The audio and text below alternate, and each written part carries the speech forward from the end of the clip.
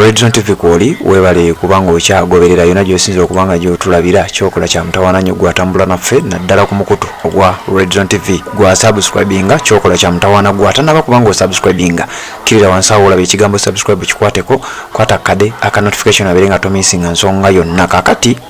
waliwo wano akatambike ngendo okubanga nkuwa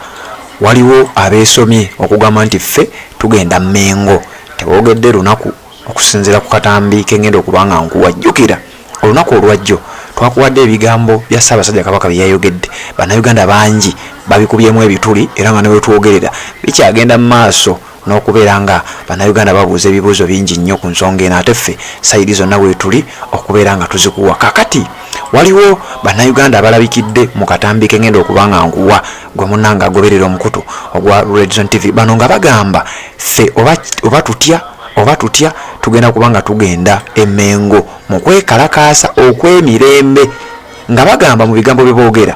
nti twagala Katikkiro tuwe muganda waffe sinnamanya muganda waffe ki bwe boogera bwe batyo bayinza okulowoozesa nti bano baalulyo olulangira jjukire mabegakaawo butambi bubadde buvaayo ng'abantu boogera nga balaga baalulyo olulangira era nga balaga si bamativu n'embeera ezimu naye ate ng'era mu lulyo lwe lumu tuwulirayo ate abagamba ti buli kimu kiryokke Ssaabasajja Kabaka ali bulungi nnyo era abamu nga bavuddengayo emirundi mingi nga batugamba nti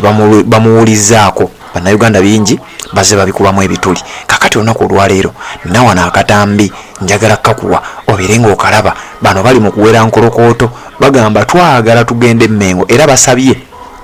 bagamba Pulezidenti tukusaba bino biveemu togenda kuduumira abantu batukuba emiggo ffe twagala tugende tubanje Katikkiro abeere ng'atuwa muganda waffe kakati njagala okeewulirire nze nzije tubeere nga tweyongera ogenda mu comment section ombuulire ensonga eno ogimanyiiko ogitegeera kyenkana ki ogikkiririzaamu omanyifu wano ku Region TV tutwala buli ndowooza ya muntu era kyovola nga tubiteekayo tanaba kubanga osubscribinga kirira wansi awo olaba ekigambo subscribe kikwateko kwata kade ka notification obeere nga tomisinga nsonga yonna njagala nkuwe bano abali mu kuwera enkolokooto then nzije ndyoke mbeere nga ate nkwongerayo era abatudde wano mu lukiiko lw'abalangira abakulu b'emituba kyesisuubira nti mu Buganda eriyo olukiiko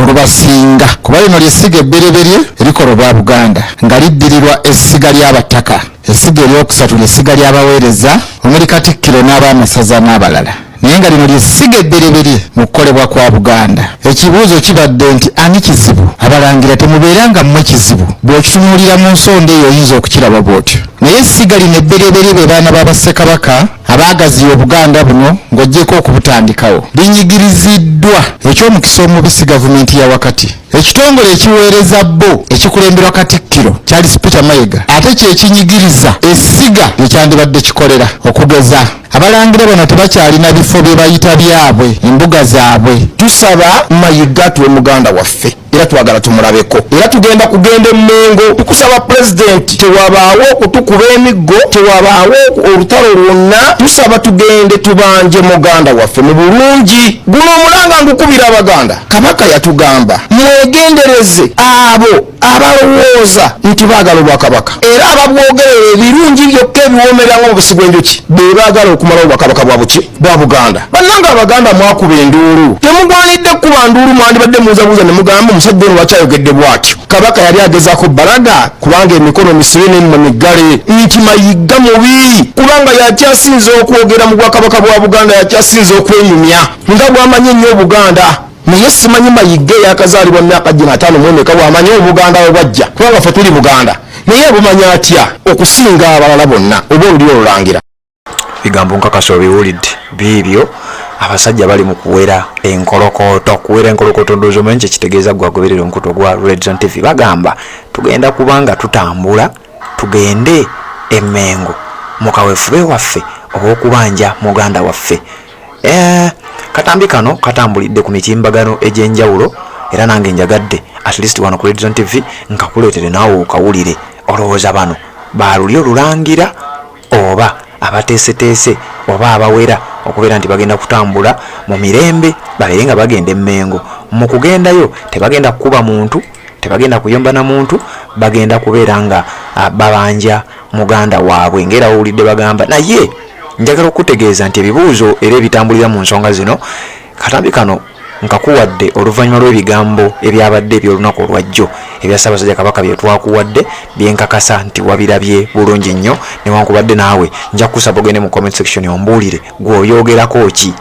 ebyo bye mutuwa naffe bye tuteekayo bye tutegeeza abantu nti Bannayuganda bagamba bwe bati kubanga guno omukutu twaguzimba nga gw'abantu gw'abannansi era endowooza yo nkulu nnyo ku mukutu guno gwa Red Zone TV yonna gy'osinzira okubanga gy'otulabira gy'oba osinzira ogende mu comment section teekamu obubaka bw'oku buli nsonga gye tuteekayo era obubaka bw'onassaayo bwe tugenda okuzimbirako ate tujje tutegeeze ensi nti Bannayuganda naddala abagoberera omukutu gwa Red Zone TV balina endowooza yaabwe ABC. Bino bigenza okujja nga Katikkiro yakamala okubanga afuluma eggwanga kusinziira ku mawulire agazze gatambula nga galaga nti Katikkiro yagendako mu kuwummulako yagendako mu holiday oba kyoyinza okuyita leave awummulemuko ku mirimu egy'obwakabaka egy'enjawulo wabula wakati mu kubeera nga taliiwo ng'amaze okubanga afuluma Ssaabasajja Kabaka ebigambo ne bifuluma wakati mu bigambo bya Kabaka okubanga byafulumye Bannayuganda bangi ne babikubamu ebituli oluvannyuma lwa Bannayuganda obikubamu ebituli nga balaga nti obubaka obwo bulabika buyiyirize olwa tekinologiya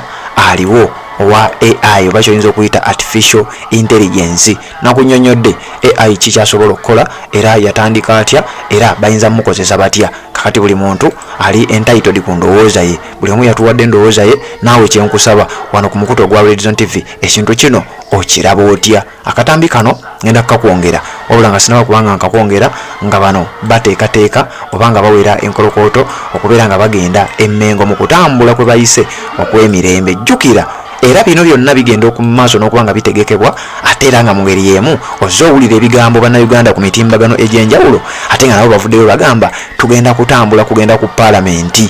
Bintu bino nno byetaaga okwetegereza naddala gwali ku mukutu ogwa Red Zone TV beerayo nga bwotugoberera ebintu nga bwebyetegereza. Kkiriza nkujjukize ku Haji Kasujja ono omusomi wa dduwa asangibwa Enjeru ku luguudo olugenda Ejjinja si mukubi wa nsaasi wabula wa kitabo ekitukuvu ekya Qur'ani mwasinziira n'akulombera edduwa eza buli kika ebizibu byonna ebyakuteekebwako ne biba nga ate bifuuka lufumo. Ennamba eri 0753 45 64 gy'asinziira Enjeru bw'oba tosobodde kubanga ogenda Njeru ye ennamba mukooneko ensonga zibeere nga ate muzikwasaganya bulungi nnyo. Kakati njagala nziremu nkuwa ebigambo bino then tuwuliziganye mu updates eziddako kwebale kubanga okyagoberera. Era abatudde wano lwe lukiiko lw'abalangira abakulu b'emituba kyesisuubira nti mu Buganda eriyo olukiiko olubasinga kuba lino ly'essiga ebbereberye erikola obwa Buganda nga liddirirwa essiga ly'abataka essiga eryokusatu ly'essiga ly'abaweereza omuli Katikkiro n'abaamasaza n'abalala naye nga lino ly'essiga ebbereberye mu kukolebwa kwa Buganda. Ekibuuzo kibadde nti ani kizibu? Abalangira temubeera nga mmwe kizibu bw'okitunuulira mu nsonda eyo oyinza okukiraba bw'otyo naye essiga lino ebbereberye be baana ba Bassekabaka abaagaziya Obuganda buno ng'oggyeko okubutandikawo linyigiriziddwa eky'omukisa omubisi gavumenti ya wakati. Ekitongole ekiweereza bbo ekikulemberwa Katikkiro Charles Peter Mayiga ate kyekinyigiriza essiga lyekyandibadde kikolera okugeza abalangira bano tebakyalina bifo bye bayita byabwe embuga zaabwe. Tusaba Mayiga tuwe muganda waffe era twagala tumulabeko era tugenda kugenda emmengo tukusaba pulezidenti tewabaawo okutukuba emiggo tewabaawo olutalo lwonna tusaba tugende tubanje muganda waffe mu bulungi guno omulanga ngukubira Abaganda Kabaka yatugamba mwegendereze abo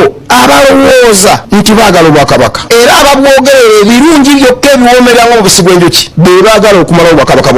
bwa Buganda. Bannanga Abaganda mwakuba enduulu temugwanidde kuba nduulu mwandibadde muzabuuza ne mugamba omusajja ono lwakyayogedde bw'atyo. Kabaka yali agezaako balaga kubanga emikono misibe n'emimwa miggale nti Mayiga mubi kubanga yakyasinza okwogera mu Bwakabaka bwa Buganda yakyasinza okwenyumya nga bw'amanyi ennyo Obuganda. Naye simanyi Mayiga yakazaalibwa myaka 5 mwemeka bw'amanyi Obuganda we bwajja kubanga ffe tuli Buganda naye abumanya atya okusinga abalala bonna oba